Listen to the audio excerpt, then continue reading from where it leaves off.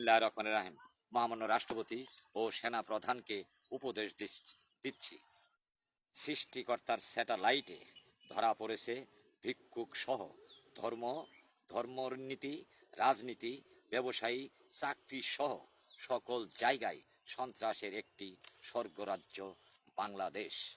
৭১, ৭১, ৭৫ থেকে শুরু করে ২০২৪ সাল পর্যন্ত ছাত্র পুলিশ হত্যা সহ কোনো না কোনোভাবে সকল রাজনৈতিক দল জড়িত।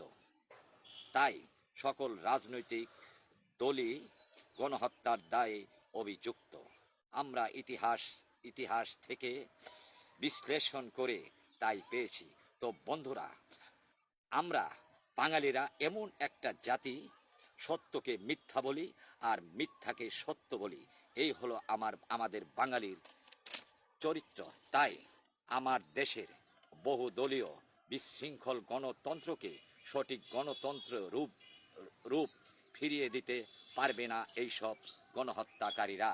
তাই আমি এই সারা বিশ্বের কেয়ারটেকার, আমি মহামান্য রাষ্ট্রপতি ও সেনা প্রধানকে বলছি, মিনি সামরিক শাসন দিয়ে শ্রমিকের টাকা আত্মসাৎকারী, নোবেল রক্ষা করার সামরিক শাসন বাদ দিয়ে পরিপূর্ণ সামরিক শাসন জারি করে সকল দলের অংশগ্রহণে নির্বাচন সমাপ্ত করে সঠিক গণতন্ত্র প্রতিষ্ঠিত করুন।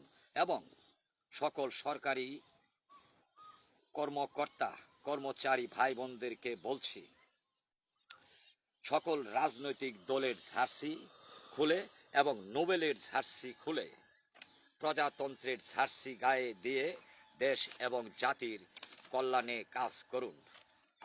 আপনারা যদি বাংলাদেশ অশান্ত করার জন্য কেউ যদি মাস্টার মাইন্ড হয়ে থাকেন, আমি হলাম সৃষ্টিকর্তা মাইন্ড বাংলাদেশ সহ সারা বিশ্বের।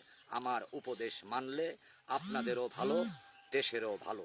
খবরটা পর্যাপ্ত শেয়ার করে দেবেন যাতে রাষ্ট্রপতি এবং সেনাপ্রধান জানতে পারে। ধন্যবাদ।